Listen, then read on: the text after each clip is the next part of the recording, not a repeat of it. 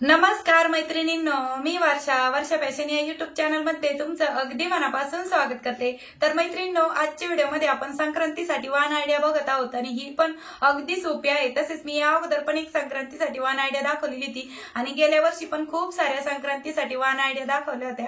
त्या पण तुम्ही नसेल बघितलं तर नक्की बघा, युट्यूबला सर्च करा वर्षा फॅशन संक्रांती वान आयडिया, तरी पण ते व्हिडिओ तुम्हाला मिळून जातील। आणि आजच्या व्हिडिओमध्ये आपण अगदी साध्या आणि सोप्या पद्धतीने 3 पॉकेट वाला मोबाईल पाऊच बघणार आहोत आणि ते शिवायला इतकं सोपं आहे की तुम्हाला विश्वास सुद्धा बसणार नाही की इतक्या सोप्या पद्धतीने आपण शिवू शकतो। आणि नक्कीच तुमच्यासाठी आजचा हा व्हिडिओ युजफुल ठरेल। तर प्लीज लाईक करा व्हिडिओला आणि व्हिडिओ जास्तीत जास्त शेअर पण करा। आणि चॅनलवर जर तुम्ही पहिल्यांदाच व्हिडिओ बघत असाल तर असे शिवणकामाचे नवीन आणि युजफुल व्हिडिओ बघण्यासाठी आपल्या वर्षा फॅशन चॅनलला नक्की सबस्क्राईब करा। चला तर मग सुरुवात करूया आजच्या व्हिडिओला। तर मैत्रिणींनो, आजच्या आयडियासाठी मी इथे उरलेला ब्लाउज पीसचा कपडा घेतलेला आहे। तुम्ही तुमच्याकडे जो कोणता कपडा अवेलेबल असेल त्याचा वापर तुम्ही आजच्या आयडियासाठी करू शकता, ठीक आहे। त्याचबरोबर मी इथे एक पेपर घेतलेला आहे आणि नंतर एक कॅनव्हास पेपर पण लागणार आहे आपल्याला, जो ब्लाउजला गळ्याला वापरतो तोच कॅनव्हास पेपर आहे। सर्वात अगोदर मी तुम्हाला पेपरवरती समजावून सांगते आणि नंतर आपण कापडावरती कटिंग करूया। तर याची लांबी आहे आपली 25.5 इंच आणि रुंदी आहे 11.5 इंच। तरीही तुम्हाला एकदा मोजून दाखवते। तर बघा, 11.5 इंच याची रुंदी आहे आणि लांबी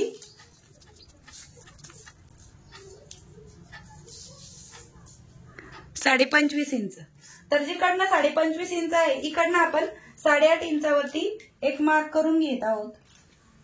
तर बघा, अशा पद्धतीने मी ते 8.5 इंचावरती मार्क केलं आणि 8.5च्या पुढे पुन्हा 8.5 इंचावरती, म्हणजे असे 8.5 इंचाचे 3 कप्पे झाले। खालच्या साईडने आपण इथे 3.5 इंचावरती आणि 3.5च्या वरती 4, इकडनं पण 3.5 इंच आणि ह्या साईडने 3.5 इंचाच्या वरती 4.5 इंचावरती मार्क केलंय। आता इथे आपण लाईन पण ड्रॉ करून घेऊ। कडेपासून बघा 8.5 इंच आहे, म्हणजे 3 पार्ट आहेत आपले 8.5 आणि 8.5 इंचाचे, ठीक आहे। आता इथं पेन उघडत नव्हता म्हणून मी दुसरा पेन घेतला, पुन्हा इथे 8.5 इंचावरती मार्क केलं आणि ह्या ज्या 2 लाईन आहेत आपल्या त्या पूर्णपणे बॉटम पर्यंत ड्रॉ करून घेतलेल्या आहेत, ठीक आहे, अशा पद्धतीने। आणि इकडनं पण आपण पूर्ण ही जी लाईन आहे ही पण कडेपर्यंत ड्रॉ करून घेऊ। इकडचा भाग आपला 4 इंचावरती आहे तर तो मी ड्रॉ करून घेतला। मध्यभागी पण आपलं हे 4 इंचावरचीच लाईन आणि इकडच्या साईडने 4.5 इंच, ठीक आहे। म्हणजे हा जो पार्ट आहे आता लाईन ड्रॉ करते तो 4.5 इंचाचा आहे आणि मधला आहे तो 4 इंचाचा आहे। तो मी स्ट्रेट कट केला। हे मी तुम्हाला म्हणजे पुढे दाखवते, व्यवस्थित समजावून सांगते। याच्यावरती माप पण मी लिहून ठेवत आहे, तर तुम्हाला आता एकदम सावकाश समजावून सांगते।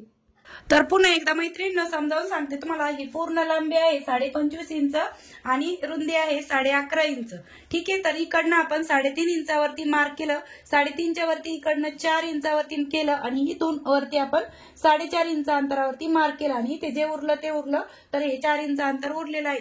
आणि अशा लाईन आपण ड्रॉ केल्या। इथून तर इथपर्यंतचं अंतर 8.5 इंच आहे, पुन्हा 8.5 इंच आणि हे पण 8.5 इंच। तर अशा 8.5 इंचावरती या 2 लाईन ड्रॉ केल्या आणि हे 3.5 इंच 4 इंचावरती इकडची लाईन ड्रॉ केली आणि इकडची 4.5 इंचावरती लाईन ड्रॉ केली। आता हे जे कडेचे 4 बाजू आहेत ते आपल्याला कट करून घ्यायचे आहेत, फक्त हे 4 कॉर्नर, ठीक आहे। तर मैत्रिणींनो, तुम्ही पण अगोदर आहे ना असं कागदावरतीच कट करा, शक्यतो कापडावरती डायरेक्टली करू नका। कागदावरती कसं असतं, आपण अगोदर कच्चं काम केल्यासारखं करायचं आणि नंतर आपण ते डायरेक्टली जो मेन फॅब्रिक असतो त्यावरती कट करून घ्यायचंय। बघा, अगदी सिंपल आहे। तुम्हाला असं वाटत असेल खूप किचकट आहे, पण तुम्ही जेव्हा शिवायला लागता आणि तेव्हा तुम्हाला समजेल। आणि जरी तुम्हाला काही शिवताना अडचण आली तर ते तुम्ही मला कमेंटमध्ये नक्की विचारू शकता। मी तुमच्या प्रत्येक कमेंटला हा रिप्लाय करतच असते, ठीक आहे। तर बघा, 4ही कॉर्नर कट झाले। आता इथं मी कॅनव्हास पेपर घेत आहे आणि कॅनव्हास पेपर पण आपण कट करून घेऊया सेम ह्याच पद्धतीने। पण त्या अगोदर मी इथे थोडासा राऊंड शेप देऊन घेत आहे, जिकडनं आपला वरती 4 इंच अंतर उरलेलं होतं त्या साईडने, ठीक आहे। अगदी थोडासा राऊंड शेप देऊन घेतलेला आहे आणि आता आपण कॅनव्हास पेपरवरती पण आहे अशीच याची कटिंग पण करून घेऊया। तर चला, मी हा कॅनव्हास पेपर पण कट करून घेते आणि दाखवते। तर बघा मैत्रिणींनो, अशा पद्धतीने मी हा कॅनव्हास पेपर पण कट करून घेतलेला आहे। आता हा कपडा पण आपल्याला सेम याच पद्धतीने याच्यावरती हा प्रेस करून ठेवायचा आहे। अगोदर कट करून घेऊ शकता तुम्ही किंवा मग डायरेक्टली इस्त्री फिरून घेतली तरी पण चालेल। आता इस्त्री फिरवताना आपल्याला आतील साईडने ठेवून घ्यायचा आहे हा कपडा, ठीक आहे। आणि आतील साईडने आपल्याला कॅनव्हास पेपर आहे तो प्रेस करून घ्यायचा आहे। तर अशा प्रकारे मैत्रिणींनो, मी यावरती इस्त्री पण फिरून घेतलेली आहे। जर तुमच्याकडे इस्त्रीचा प्रॉब्लेम असेल तर तुम्ही डायरेक्टली टाचणी लावून घ्यायची आहे या पूर्ण कापडाला आणि स्टिच करून घ्यायचं। जरी नाही इस्त्री फिरवली तरी पण चालतंय, ठीक आहे। आता एक्स्ट्राचा पार्ट मी कट करून घेते।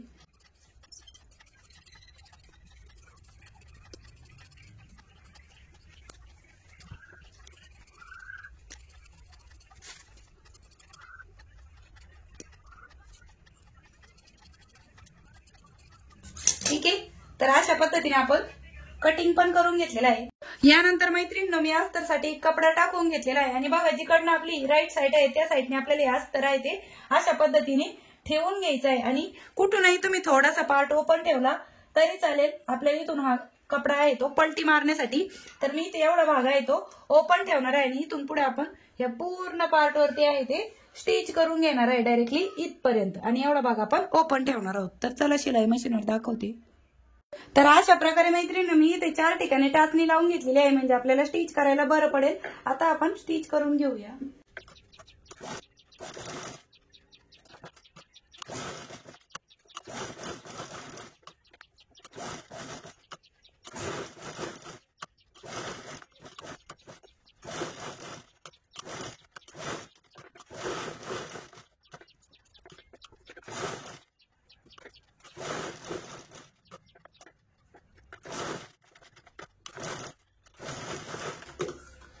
अशा प्रकारे आपण हे स्टिच केलं आणि एवढा पार्ट ओपन ठेवलाय. आता एक्स्ट्राचा पार्ट आहे जो आपण कट करूया.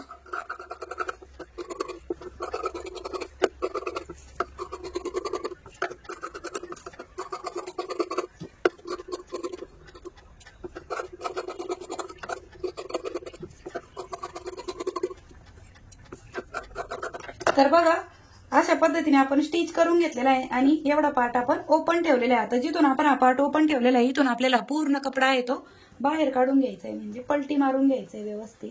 तर अगदी इझिली पलटल्या जातं ते मैत्रिणींनो, कारण की आपण ओपन स्पेस खूप मोठा ठेवलेला आहे. व्यवस्थित हा पूर्ण कपडा आहे तो बाहेर काढून घ्यायचा आहे आणि याचे व्यवस्थित जे कॉर्नर आहेत ते बाहेर काढून घ्यायचे. तुम्हाला हाताने जमले तर ठीक, नाही तर एखादी पट्टी वगैरे कुठलाही टोकदार वस्तूने पण तुम्ही याचे कोपरे व्यवस्थित बाहेर काढून घेऊ शकता. तर मैत्रिणींनो, तुम्हाला माझी शिकवण्याची सांगण्याची पद्धत आवडत असेल तर प्लीज व्हिडिओला लाईक करा आणि व्हिडिओ शेअर पण करा म्हणजे इतर ताईंना पण त्याचा उपयोग होईल. तुमच्या नातेवाईकांमध्ये, फ्रेंड्समध्ये, मित्रमैत्रिणींमध्ये, ग्रुपमध्ये पण शेअर करा म्हणजे त्यांना पण उपयोग होईल. तर अशा प्रकारे मी हा पूर्ण कपडा आहे तो बाहेर काढून घेतलेला आहे. आता यावरती पण आपल्याला इस्त्री फिरून घ्यायचा आहे आणि हा जो ओपन भाग आहे हा पण आपल्याला अशा पद्धतीने आतमध्ये फोल्ड करून यावरती पण स्टिच करून घ्यायचे आहे. ठीक आहे. तर चला मी अगोदर यावरती इस्त्री फिरवते. तर अशा प्रकारे मैत्रिणी मी यावरती इस्त्री फिरून घेतलेली आहे. आता हा जो ओपन भाग आहे हा आपण स्टिच करून घेऊया आणि पूर्ण पार्ट वरती आपण दाबटीप देऊन घेऊ.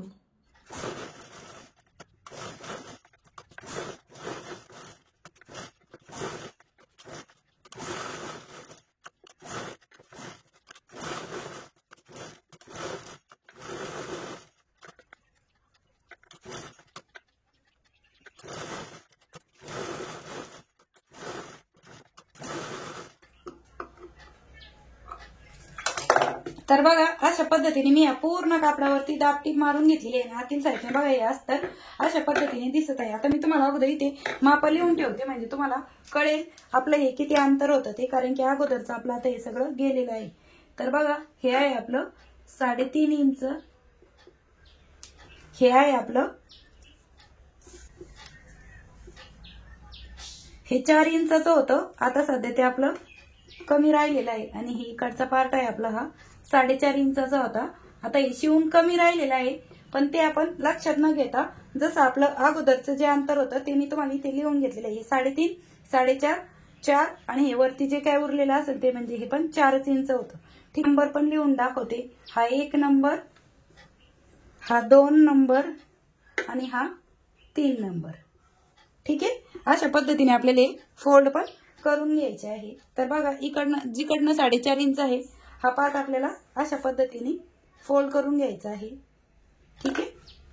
त्यानंतर हा 2 नंबर वाला. ठीक आहे. त्यानंतर हा 3 नंबर अशा पद्धतीने. ठीक आहे. म्हणजे आपल्या वरती 1, 2 आणि 3 असे 3 पॉकेट तयार होतात आणि नंतर हे क्लोज केल्यावरती अशा पद्धतीने आपले हे पाऊच तयार होणार आहे. आता आपल्याला या दोन्ही कडेने अगोदर स्टिच पण करून घ्यायचे आहे. ठीक आहे. तर चला मी स्टिच करून घेते लगेच. तर मी त्या अगोदर टाचणी लावून घेते म्हणजे स्टिच करायला बरं पडेल.